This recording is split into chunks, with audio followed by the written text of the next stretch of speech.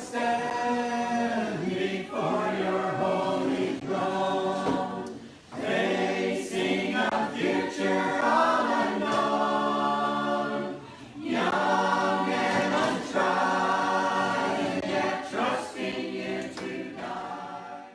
We just came from New York. It is such a change. It's two different worlds, oh my gosh. Different country. Yeah. That hyper.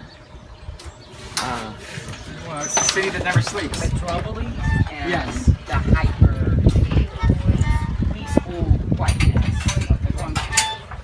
Well, good. I hope you'll have a nice ride here.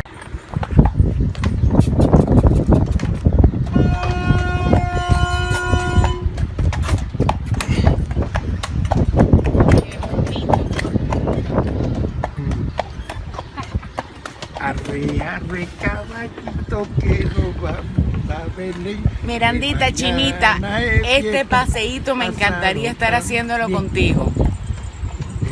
Mirandita le gusta este. Caballito. What's the name of the horse? His name is Sweeney. Twinny? What is this? Is this a motel? Each one of these train cars has its own hotel room. Oh my goodness. This is great.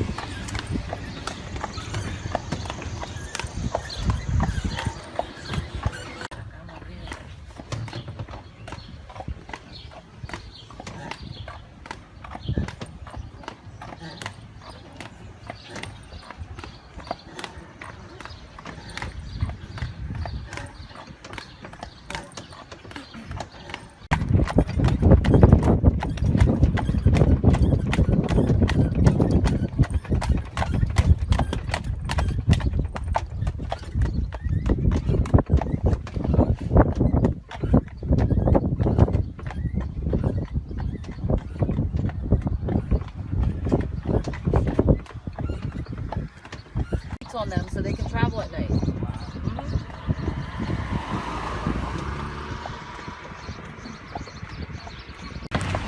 He doesn't like to stand still very long.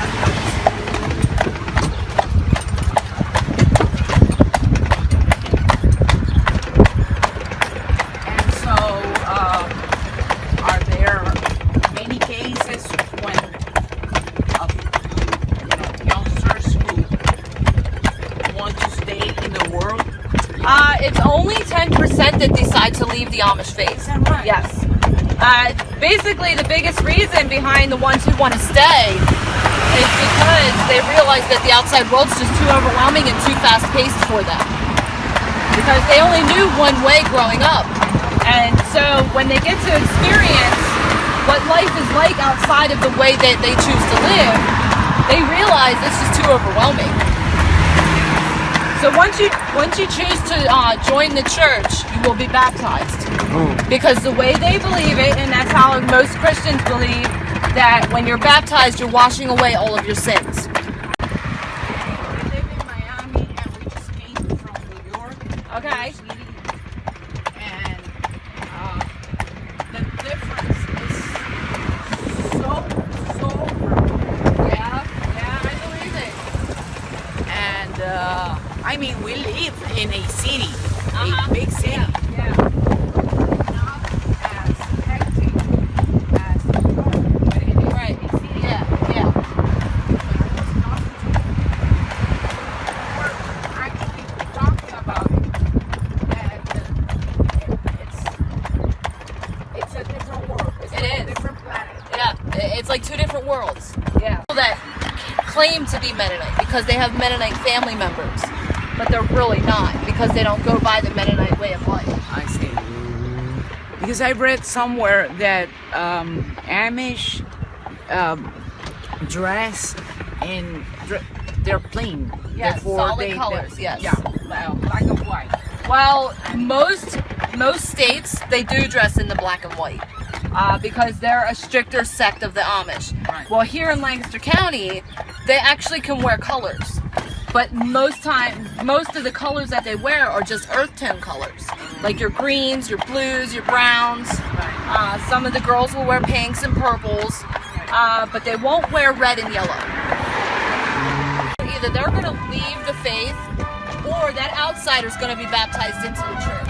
But they will not be married until they're baptized. Yeah, yep.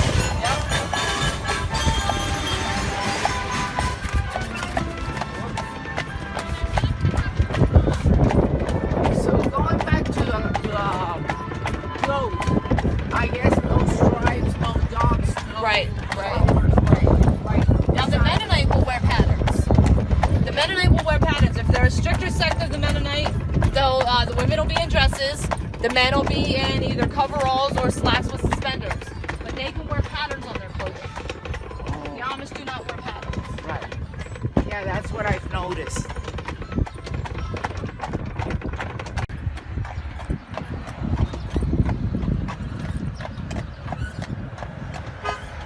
Are you born and raised around here?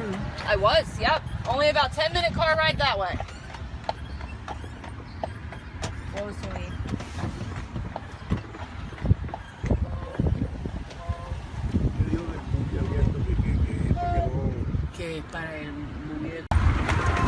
And they don't have romance outside the marriage or anything like that? No. It's not talked about anyway. If there is, it's definitely not talked about. It's dealt with within the community. What about that buggy there? Is that a family buggy or Yes, something? that's a family carriage right there.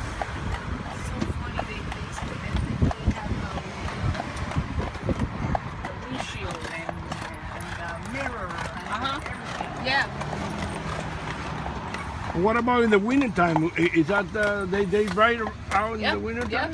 Yep. They Or have with each a other. sleigh- They with have a each sleigh other. or something? No, they use those buggies back there. Yeah, with wheels and everything? Yeah, they have steel wheels on them. So Yeah. those steel wheels will cut through thin ice and snow on the road. Oh my goodness. So Yes. maybe that's the reason, one of the reasons they don't use actual tires.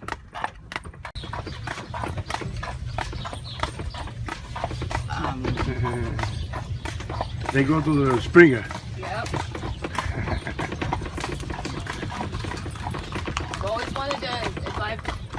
I've always wanted to go past an Amish buggy with a bunch of teenagers in it and just yell "Rumspringa" out the window of my car and get them all riled up, and they'll yell it back, "Rumspringa," Yeah. and get them hooting and hollering.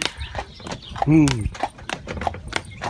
My brother did that once when I was in the car with him, and those kids went nuts. They went crazy over it. And among each other, they speak English or they speak the They'll German? speak the Dutch and the English, and sometimes it's kind of a mixture when they're speaking it. Yeah. Come on, sweetie.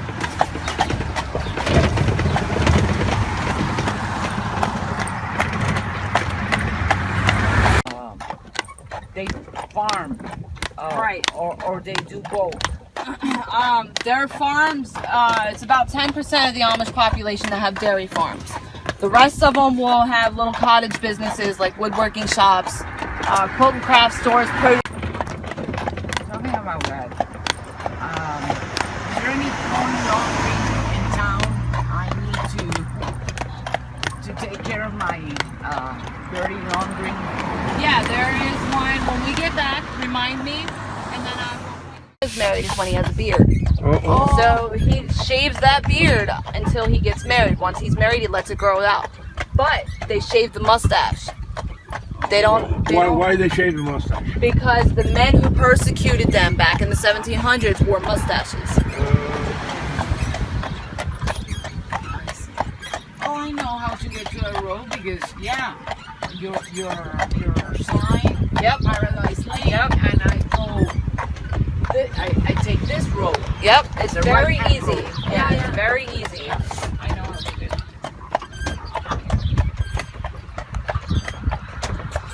And who were the men that persecuted them? Why they did it? And where?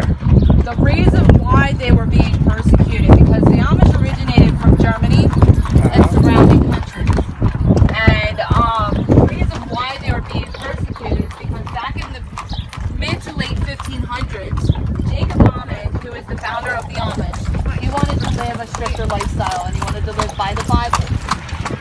more stricter than what the Mennonite and the Anabaptists were. They wanted to live strictly by the Bible. So within the next 200 years, they were starting to be persecuted. By the same people? No. It's almost the way, you know, kind of how Hitler killed the Jewish people. Yeah. It was pretty much like that. Hitler killed the Jews because they were Jewish. Well, the Amish were being killed for their religious beliefs as well. They are persecuting Christians now. Yeah, exactly. So, which is what's the name? William Penn. He was the founder of Pennsylvania. Yes, father of Pennsylvania. So what he did, he purchased a big plot of land, which is known as Lancaster County, and he wrote a letter to the king inviting all the Amish and Mennonite to come over to Pennsylvania. So Mennonite are all over the world. Because he felt sympathy for them? Or, Yes. Or Yes. He's like, hey, I know what's going on over there. Send the Amish over here. Something along those lines like that. So they came first to Pennsylvania. Yes, right here into Lancaster County. This was back in the early to mid 1700s. So what he did, he purchased a big plot of land, which is right now Lancaster County. And this is where John farmed the land. And then ever since then, since they kept making more and more Amish people, they had to expand. So ever since like the 1800s or so, they've been moving outwards, out west, up north, and things like that. Right. There's even some migrating into Canada now. And I even heard just the other day that there's some moving to Mexico. Is that right? Oh my God. Yep.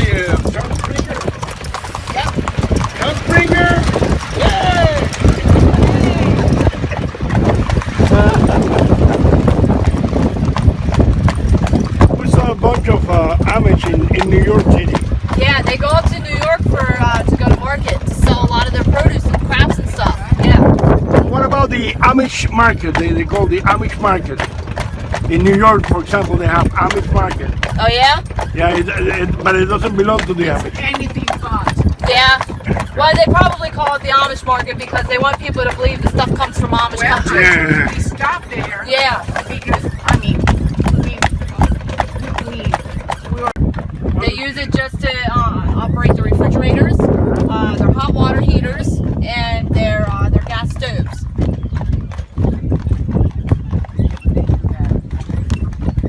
Well, the only reason why they have that, and you'll see it only goes to the barn.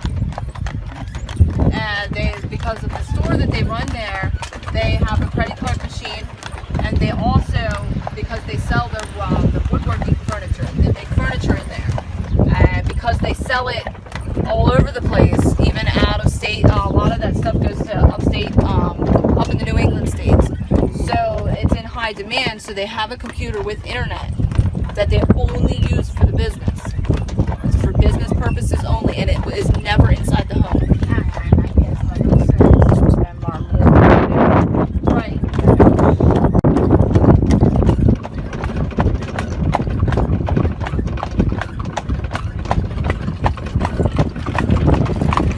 That buggy right there, he was most likely an elder, the deacon, or the bishop. Because you know how the frame was all open and they had that blanket covering them. That's how you can tell it's one of the elders or the bishop or deacon.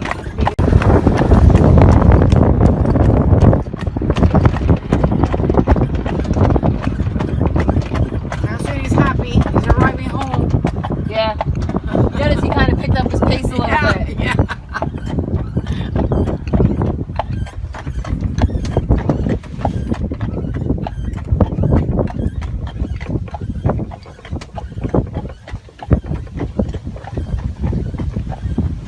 So I asked you for Suni's name. I didn't ask you for your Amanda. Amanda. Yes. I am Xiaomi.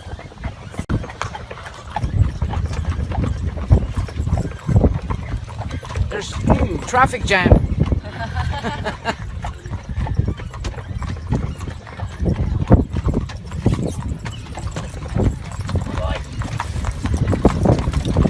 Hear the radio?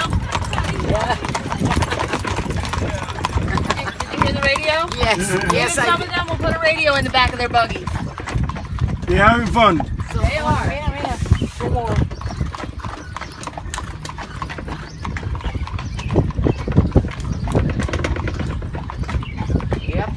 guess you can tell it's Sunday.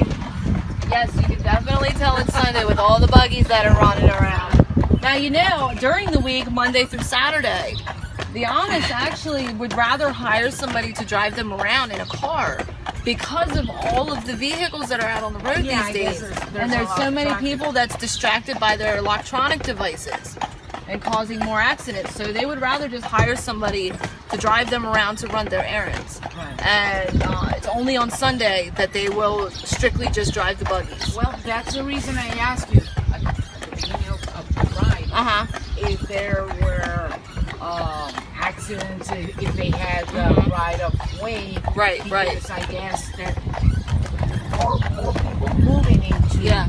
this area. More Exactly. cars, Yes. It means more accidents or Right. more difficult for them. Difficulty for them to ride. Yes, it is. And there's a group there. Their story is almost exactly like the Amish. Oh yeah. They come from the Black Forest, the section of the Black Forest in Germany, Okay. and they arrive to that part of Venezuela around the 16s and 17s. Okay. Yeah. And they also arrived at a land that was purchased by a gentleman of Okay.